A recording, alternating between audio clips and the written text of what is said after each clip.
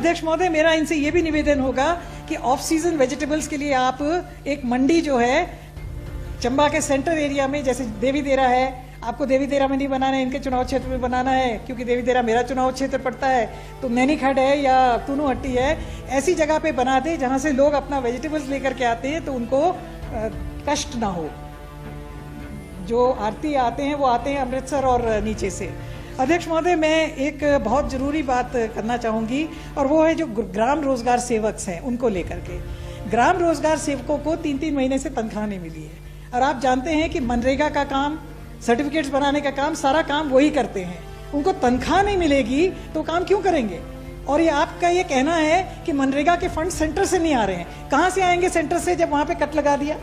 Centre ने मनरेगा पे cut लगा गया और मंत्री जी को ये पता है अच्छी तरह से कि मनरेगा ही वो स्कीम है जिसकी वजह से हम डॉक्टर मनमोहन सिंह और सोनिया गांधी जी के फिर धन्यवादी हैं कि उन्होंने मनरेगा लाया और उस मनरेगा की वजह से ही कोरोना काल में लोगों को जो है कुछ रोजगार मिला। और मेरा आपसे भी निवेदन रहेगा कि आपने दिहाड़ी बढ़ाई है मजदूरों की 50 रुपए, आप 50 बढ़ाओ, 10 बढ़ाओ, 25 बढ़ाओ, हमेशा अच्छी बात होती है, मगर ये बात बताओ कि आप मनरेगा में बढ़ाएंगे कि नहीं।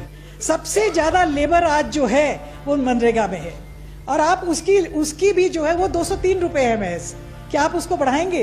अध्यक्ष महोदय, मुझे 2 बातें और कहनी है। एक स्ट्रे कैटल की बात आई थी और बलबीर वर्मा जी और राजीव बिंदल जी दोनों यहाँ नहीं है और उन्होंने कहा पहली बार, मैं सिर्फ इस बात को करेक्ट करने के लिए बोल रही हूँ कि पहली बार इस हाउस में जो एक्ट लाया था वो माननीय मुख्यमंत्री शांता कुमार जी ने लाया था 1979 में, और दूसरी बार जो पॉलिसी लाई थी डेट भी मैं 6 जून 2014 को वो माननीय मुख्यमंत्री उस समय के राजा वीरभद्र सिंह ने लाई थी। तो पहली बार कहाँ हो गया? आप शांता कुमार जी और वीरभद्र सिंह जी की सोच को आगे ले जाएं, अच्छी बात है, पर गलत यहाँ पे बातें ना रखें।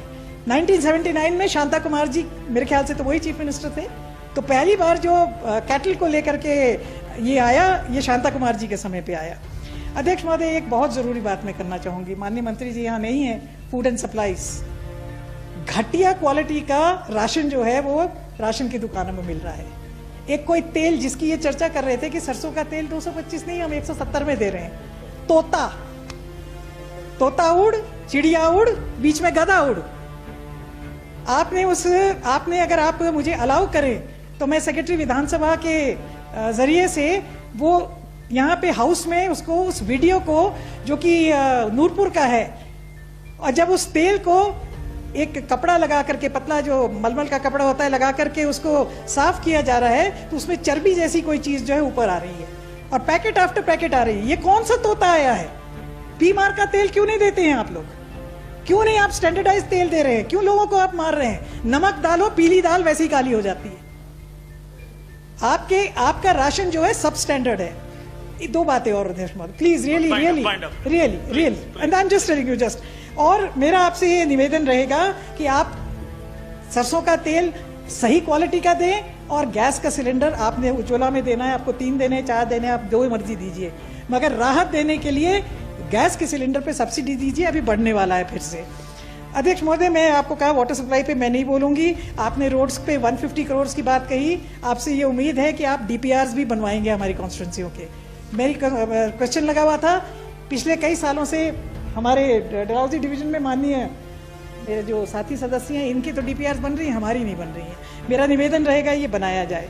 मुझे टूरिज्म को लेके एक बात कहनी थी कि ये जो ADB बैंक के साथ आप प्रोजेक्टेड 2098 करोड़ का प्रोजेक्ट कह रहे हैं, इसमें चंबा को भी उचित स्थान मिलेगा। और इसी तरह से आर्ट गैलरी कांगड़ा की चर्चा हुई, भिलई में जो आर्ट गैलरी बनी उसका आपने बिल्डिंग का उद्घाटन कर दिया, उसमें आर्ट गैलरी का तो कुछ लगाया ही नहीं। What sort of art gallery? Is just a building. आप उसको क्या करेंगे?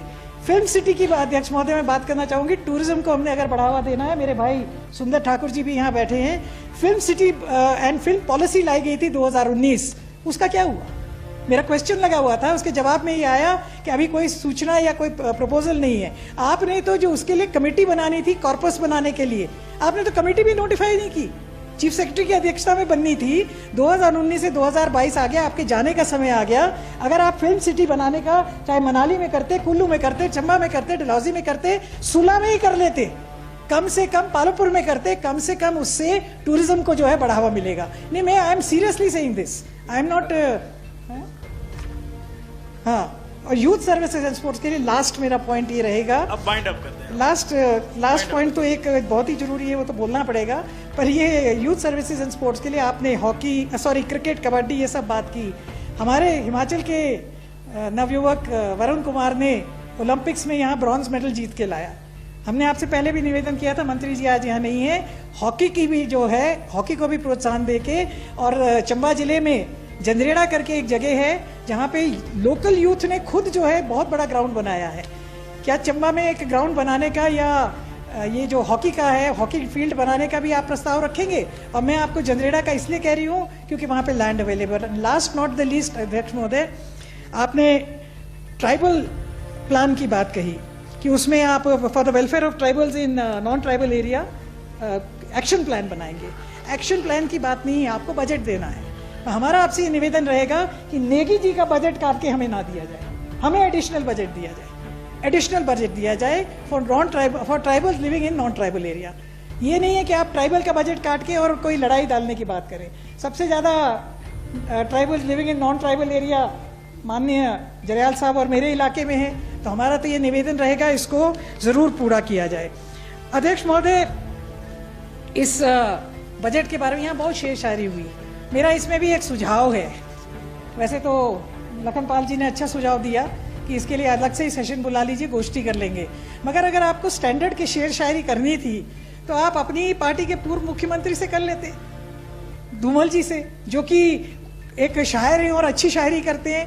तो आखिर में अध्यक्ष महोदय, मैं ये कहना चाहती हूँ कि इस बजट के बारे में चर्चा बहुत थी, तो हमने भी गालिब का आपके लिए एक शेर पेश करना चाहूँगी। थी खबर गरम की गालिब के उड़ेंगे पुर्जे, यानी हमारे कि भाई कांग्रेस के पुर्जे उड़ जाएंगे, वहाँ ये बजट पेश होगा, पता नहीं क्या हो जाएगा। देखने हम भी गए थे तमाशा, पर तमाशा ही ना हुआ। ये है गालिब का शेर।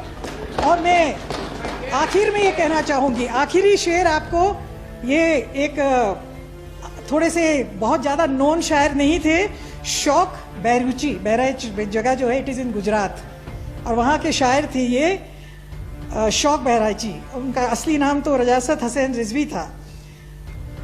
आप मेरी बात का बुरा नहीं मानेंगे, आप भी नहीं मानेंगे, तो यहाँ पे जिस तरह की ब्यूरोक्रेसी आपको एडवाइस दे रही है और जिस तरह का आपका इनपुट है, मैं उसके बारे में ये कहना चाहूँगी, बर्बाद गुलशन को एक ही उल्लू काफ़ी था, हर शाख पे उल्लू बैठा है, अंजाम गुलिस्तां क्या होगा।